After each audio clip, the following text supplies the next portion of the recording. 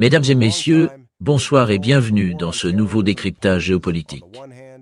Aujourd'hui, nous allons parler d'un discours qui dépasse largement le cadre d'une simple cérémonie officielle. Nous allons analyser une prise de parole qui sonne comme un avertissement à l'ensemble du continent africain. À Moone, au Botswana, lors du lancement d'une centrale solaire de 500 MW avec stockage par batterie, le président Duma Boko a livré un message d'une rare fermeté sur la gouvernance, la lenteur administrative, la corruption systémique et l'inefficacité chronique des États africains. Et derrière les mots, il y a une méthode. Derrière la méthode, une vision. Et derrière cette vision, un ultimatum.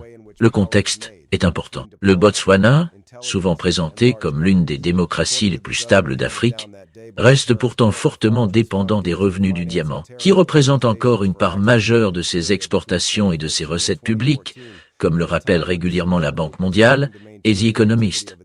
Or, la volatilité des marchés mondiaux et les mutations énergétiques imposent une diversification urgente.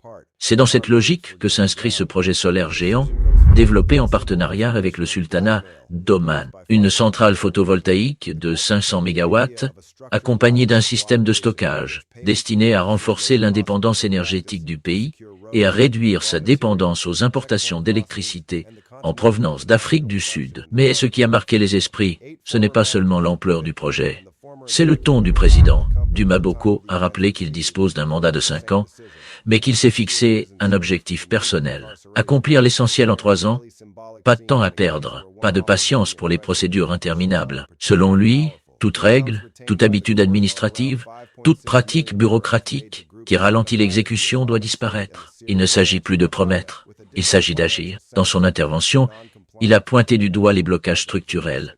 Lenteur dans l'allocation des terres, complexité des titres fonciers, textes de loi dépassés, processus décisionnel figé dans une autre époque. Ces obstacles, a-t-il expliqué, ne sont pas seulement techniques, ils sont culturels. Ils relèvent d'un état d'esprit où l'on parle beaucoup, mais où l'on exécute peu. Cette critique rejoint d'ailleurs les analyses publiées par la Mo Ibrahim Foundation, qui souligne régulièrement que la qualité de la gouvernance en Afrique dépend moins des intentions affichées que de la capacité réelle à mettre en œuvre les politiques publiques. Ce projet solaire, selon Boko, constitue un test, une preuve de concept. Les discussions avec les partenaires omanais auraient débuté quelques mois plus tôt seulement. Selon les standards administratifs habituels, un projet de cette envergure aurait dû prendre des années avant même le premier coup de pioche. Lui a exigé des décisions en quelques jours, parfois en quelques heures. Réunion d'urgence, conseil d'administration convoqué en pleine nuit, validation accélérée des documents techniques. Le message est clair. Le temps bureaucratique n'est plus compatible avec les urgences économiques. Au-delà de la dimension énergétique, le président botswanais a élargi le propos à la question de la souveraineté. Il a évoqué la vulnérabilité du pays face aux chocs extérieurs, notamment en matière d'approvisionnement en carburant. Avec des capacités de stockage limitées à 2 semaines environ, le Botswana reste exposé aux fluctuations géopolitiques.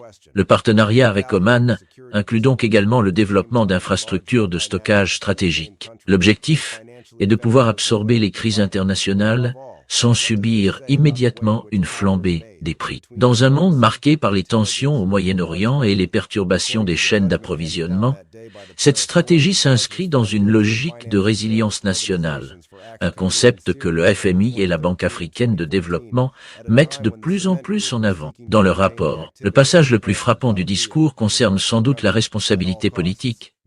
Duma Boko a reconnu que, historiquement, les gouvernements africains excellent dans les déclarations d'intention, mais échouent dans l'exécution. Il a décrit un fossé persistant entre les promesses et les résultats. Sa mission, dit-il, est de refermer cet écart. Parler et agir doivent devenir simultanés. Cette rhétorique résonne fortement dans un contexte continental où plusieurs pays sont confrontés à une crise de confiance entre citoyens et dirigeants. Et puis, il y a cette phrase qui a fait réagir. Il affirme préférer les citoyens en colère à ceux qui restent silencieux. Pour lui, la colère révèle la vérité. Il accepte la contestation, à condition qu'elle respecte la loi. Cette posture tranche avec celle de nombreux dirigeants africains qui perçoivent la critique comme une menace plutôt que comme un indicateur démocratique. Selon Freedom House, le Botswana demeure l'un des pays les mieux classés d'Afrique en matière de liberté politique, mais la pression sociale augmente, notamment chez les jeunes confrontés au chômage. À ce stade de notre analyse, si vous appréciez ce type de décryptage approfondi des dynamiques politiques africaines, prenez quelques secondes pour vous abonner à la chaîne et activer la cloche de notification. Cela nous permet de continuer à produire des contenus exigeants, documentés et indépendants. Revenons à la dimension internationale. Le partenariat avec Oman n'est pas anodin. Il illustre une tendance croissante. La diversification des alliances africaines au-delà des partenaires traditionnels occidentaux. Oman investit massivement dans les énergies renouvelables et cherche à étendre sa présence en Afrique. Pour le Botswana, ce partenariat offre un accès à une technologie adaptée à des niveaux d'irradiation solaire élevés, comparables à ceux de la péninsule arabique. Selon l'Agence internationale pour les énergies renouvelables, l'Afrique australe dispose de l'un des potentiels solaires les plus importants au monde, mais reste sous-équipée. Duma Boko a également évoqué la nécessité de réformer les lois minières. Le Botswana, longtemps dépendant du diamant via son partenariat historique avec De Beer, cherche à mieux capter la valeur ajoutée locale et à diversifier ses ressources. Cette volonté de réforme s'inscrit dans un débat continental plus large sur la souveraineté des ressources naturelles, un sujet régulièrement analysé par Africa Confidential et Financial Times.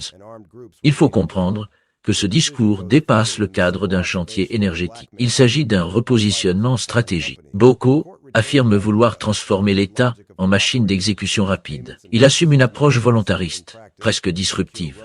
Il parle de stratégie, de détermination, d'efficacité clinique. Il revendique une rupture avec les routines du passé. Pour ses partisans, c'est le signe d'un leadership audacieux. Pour ses critiques, cela soulève des interrogations sur l'équilibre entre rapidité décisionnelle et contrôle institutionnel, car accélérer les procédures peut aussi comporter des risques. La transparence, la consultation publique, les évaluations environnementales sont des garde-fous essentiels. Human Rights Watch rappelle régulièrement que l'efficacité ne doit pas se faire au détriment des normes démocratiques. Le défi pour le Botswana sera donc de concilier vitesse et rigueur.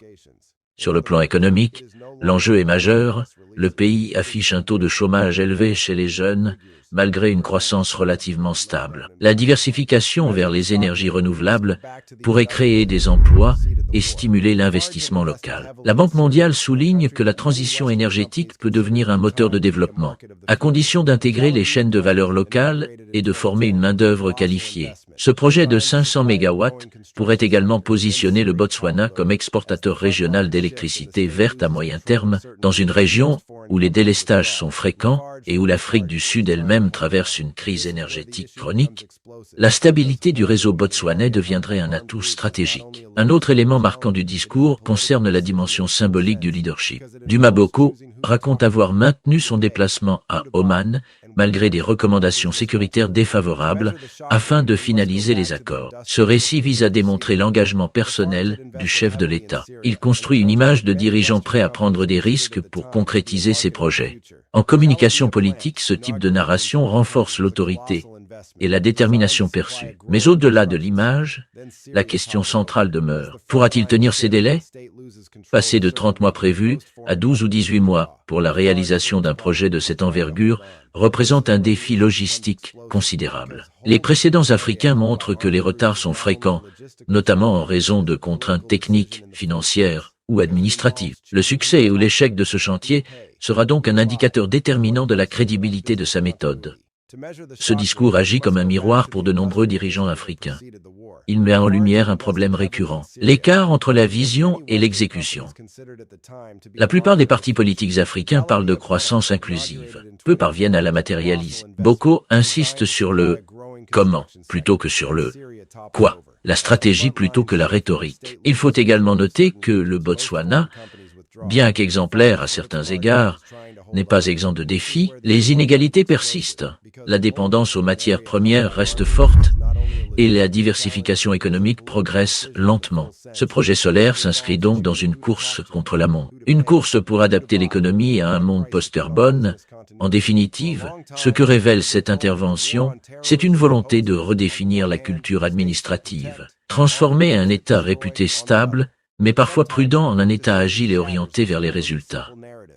Le pari est ambitieux. Il comporte des risques, mais il répond à une réalité. Le temps politique africain est désormais compressé par les attentes d'une population jeune, connectée et impatiente. Le lancement de la centrale solaire de Maun n'est donc pas qu'un événement technique. C'est un signal politique, un message adressé aux investisseurs, aux partenaires internationaux, mais aussi aux élites africaines.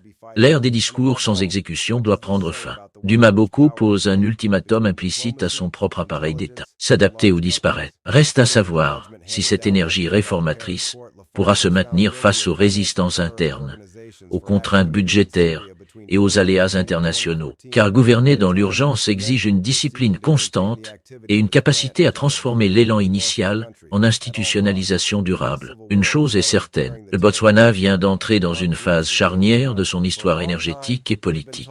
Si le projet aboutit dans les délais annoncés, il deviendra un modèle régional. S'il échoue, il alimentera le scepticisme à l'égard des promesses de rupture. Dans les deux cas, il marque un moment de vérité. Et si l'histoire nous a bien appris une chose, c'est qu'au-delà des slogans, c'est toujours l'exécution qui fait la différence entre un dirigeant ordinaire et un dirigeant transformateur. Le Botswana joue désormais une partie stratégique dont l'issue dépassera largement ses frontières.